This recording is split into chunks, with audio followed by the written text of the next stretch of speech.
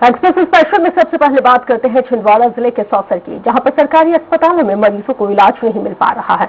मरीजों के परिजन पूरी उम्मीद के साथ अस्पताल तो पहुंचते हैं, लेकिन उन्हें अस्पताल में सिर्फ निराशा ही हाथ लगती है। इतना ही नहीं, अस्पताल में गर्भवती महिलाओं को भी मुश्किलों का सामना करना पड़ता है। अस्पताल में पदस्थ 2 नर्सों पर आरोप है कि ज्यादातर महिलाओं को डिलीवरी के लिए बाहर का रास्ता दिखा दिया जाता है। चौंकाने वाली बात तो यह है कि इस पूरे मामले में जिम्मेदार अधिकारी कुछ भी बोलने के लिए तैयार नहीं है। तब मैं वहां से अपनी पत्नी को लेकर अन्य हॉस्पिटल में चला जाता हूं, जहां पर जाकर वहां पर नॉर्मल डिलीवरी होती है। अब मुझ जैसे व्यक्ति के साथ इस तरह की जो हरकतें हो रही है, तो अन्य ग्रामीणों के साथ क्या होता होगा। मैं शासन से यही चाहता हूं कि स्टाफ नर्स और प्राइवेट हॉस्पिटल के खिलाफ आप उचित कार्रवाई करें। कल हमारी रोगी कल्याण समिति की बैठक हुई, जिसमें एसडीएम साहब और सारे विभाग के अधिकारी थे। इस बात की मुझे भी चिंता है। कल मैंने भी इस मुद्दे को उठाया कि 2 महिला चिकित्सक होने के बाद में भी ना वहाँ डिलीवरी हो रही है, ना वहाँ पर किसी महिला जो डिलीवरी के लिए आती है, महिला पीड़ित परेशान होती है, इलाज के लिए आती है, उसका किसी प्रकार का कोई ढंग से इलाज नहीं हो रहा है। सारे वहाँ के डॉक्टर अधिकांश अपनी बला झटकने के लिए किसी को छिंदवाड़ा रेफर करते हैं, तो किसी को नागपुर रेफर करते हैं। दिनेश धारपुर संवाददाता फोन लाइन पर जुड़ गए। दिनेश, कितने बेड का ये अस्पताल बताया जाता है और कितने स्टाफ की नियुक्ति है, कितने डॉक्टर हैं, कितनी स्टाफ नर्स है, कितनी एनएम है, वार्ड बॉय कितने हैं, और आखिर जो बीएमओ सीएमएचओ साहब हैं कल क्या रहे हैं? जी बस बताना चाहूंगा, कागजों में यह अस्पताल तो 100 बिस्तर का है। यहाँ 2 महिला चिकित्सक पदस्थ है, काफी नर्सेस है और सर्व सुविधा युक्त यह अस्पताल कहलाता है। किंतु सुविधाओं के नाम पर, इलाज के नाम पर यहाँ कुछ नहीं है। यहाँ बंदरबाट मची हुई है, जिसके कारण यहाँ कोई इलाज नहीं होता। कहते हुए जो गर्भवती महिलाएं हैं, जो सीरियस पेशेंट होते हैं, क्या कहते हैं उनको रेफर कर दिया जाता है, नागपुर रेफर कर दिया जाता है, छिंदवाड़ा रेफर कर दिया जाता है, जबलपुर रेफर कर दिया जाता है? क्या लॉजिक क्या दिया जाता है, क्या रीजन है? जब वहां पे 2 गायनेकोलॉजिस्ट हैं और पूरा पर्याप्त स्टाफ है, उसके बाद अगर तमाम सुविधाएं हैं, 100 बिस्तर का ये अस्पताल है, तो फिर बीएमओ सीएमएचओ साहब कर क्या रहे हैं? जी बस बताना चाहूंगा, यहाँ कहने को तो 2 महिला डॉक्टर सरकारी तनख्वाह लगभग 1.5 लाख रुपए लेती है, किंतु यह काम चोरी करने से नहीं चूकती है। यहाँ मुख्यालय पर यहाँ डॉक्टर नहीं रहते। और आपको रोकना चाहूंगी, इस वक्त हमारे साथ विलास गुमटे जी जो एसडीएम है वो फोन लाइन पर जुड़ गए हैं। गुमटे साहब, बहुत स्वागत है आपका। हेलो जी सर, आपको मेरी आवाज मिल रही है? हाँ, आपकी आवाज आ रही है, थोड़ी धीरे कट कट के आ रही है। Now can you here proper मी?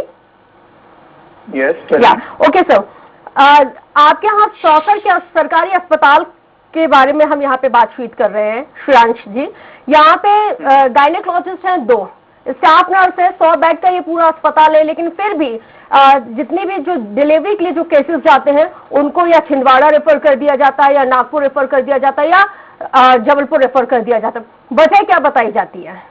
आपके संज्ञान में होगा, जाहिर सी बात है मामला। परसों ही रोगी कल्याण समिति में ये मामला उठा था और उसके अलावा इसके लिए आवेदन भी आए हैं। बीएमओ साहब को निर्देशित किया गया है जांच के लिए, और सीएमएचओ साहब को भी बताया गया है इस बारे में। वो अभी जैसे जब हम बात कर रहे हैं तो वो हॉस्पिटल में मीटिंग ले रहे हैं टू इंश्योर कि इस तरह की चीजें रिपीट ना हो, और हो रही है तो वो सामने आए। और इसका प्रॉपर जांच के बाद जब आंकड़ा सामने आएगा तो उसके हिसाब से एक्शन लिया जाएगा। Okay, main problem is that कि कोई एक पर्टिकुलर एरिया की बात नहीं है। अमूमन हम अगर प्रदेश के अन्य जिलों के जिला अस्पतालों की बात करते हैं, सामुदायिक स्वास्थ्य केंद्रों की बात करते हैं, तो यही कमोबेश यही तस्वीरें आती हैं। श्रेयांश जी, क्योंकि राज्य सरकार के द्वारा पर्याप्त सुविधाएं मुहैया कराई जा रही हैं, हर एक फैसिलिटीज दी जा रही है, ये 100 बेड का अस्पताल है। आप इस चीज को, इस बात के महत्व को समझ रहे होंगे कि कितना इंपॉर्टेंट है एक जच्चा बच्चा दोनों को बचाना, और यहाँ पे बिना किसी लॉजिक के रेफर कर दिया जाता है। और अगर डिलीवरी की भी जाती है तो ये कह दिया जाता है कि नॉर्मल डिलीवरी नहीं होगी, सिजेरियन ही होगा।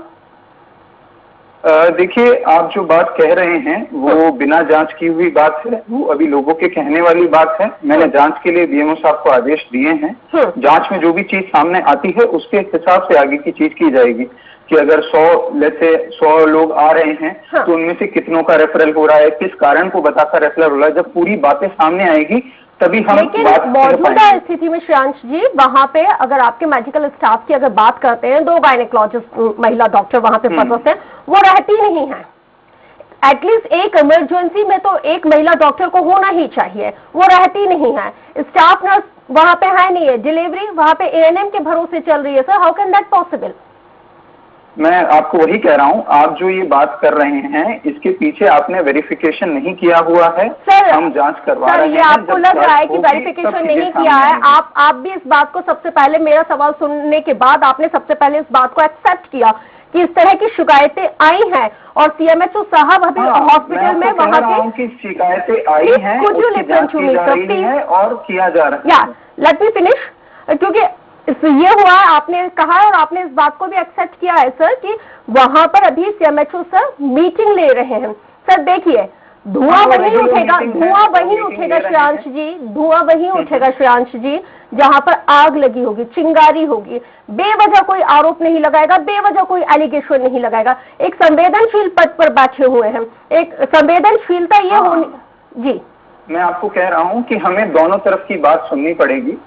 हमने आपकी बात सुनी, शिकायत जिसने की उसकी बात सुनी, हम अभी जांच कर रहे हैं, सामने वाले की भी बात सुन लेते हैं। दोनों की बात सुन के जहां पर हमें लगेगा कि दिक्कत है वहां पर एक्शन लिया ठीक है। जाएगा। कितना वक्त लगेगा सर श्रेयांश जी? मैं बस, क्योंकि इस वक्त करोड़ों जनता आपको देख रही है, सुन रही है, वो जनता सिर्फ इतना जानना चाहती है कि कितना वक्त लगेगा। आप जो टीम बनाएंगे, जांच कमेटी बनाएंगे, जांच होगी। जांच के आदेश दिए हैं बीएमओ साहब को, 1-2 दिन में जांच हो जाएगी। मंडे तक दोषी पाए जाने पर क्या, दोषी पाए जाने पर क्या कार्रवाई होगी सर? दोषी पाए जाने पर उनपे जो भी विभाग की कार्रवाई की जाएगी वो की जाएगी, क्योंकि सीएमएचओ साहब को मैंने इसके बारे में अवगत करा दिया है। मैं सर वो विभागीय डिपार्टमेंटल जो एक्शन लिया जाएगा, मैं सिर्फ वो जानना चाहती हूँ, क्योंकि आम तौर पर हमने देखा, हम न जाने कितनी खबरें दिखाते हैं और जब जांच होती है, तमाम चीजें होती है, तो हर चीज पत्राचार में यूं ही ठंडी हो जाती है। मैं सिर्फ ये जानना चाहती हूँ कि श्रेयांश कुमटे जी यहाँ पे जो कार्रवाई करेंगे, अगर दोषी पाए जाने पर जो एक्शन लेंगे, वो एक नजीर बनके यहाँ पे पूरे प्रदेश में खड़ा होगा। मैं सिर्फ इतना जानना चाहती हूँ। विभाग इसके बारे में एक्शन लेगा, मैं विभाग की तरफ से नहीं बोल सकता। हमारे जांच में जो तथ्य आएंगे उनको विभाग को अवगत कराया जाएगा और आगे की जो भी एक्शन है वो विभाग के द्वारा ली जाएगी। उसके लिए आप सीएमएचओ साहब से संपर्क कर सकते हैं। क्लियर करूंगा। या थैंक यू, बहुत शुक्रिया हमारे साथ जुड़ने के लिए, बातचीत करने के लिए। दिनेश, आपका भी शुक्रिया तमाम जानकारी के लिए। लेकिन नजर बनाए रखिएगा, अपडेट लेना बेहद जरूरी हो जाता है, क्योंकि जांच के नाम पर जांच की बात कह दी जाती है, आश्वासन दे दिया जाता है, लेकिन जब एक्चुअल में हम जमीनी धरातल पर देखते हैं तो नतीजे हमेशा सिफर दिखते हैं।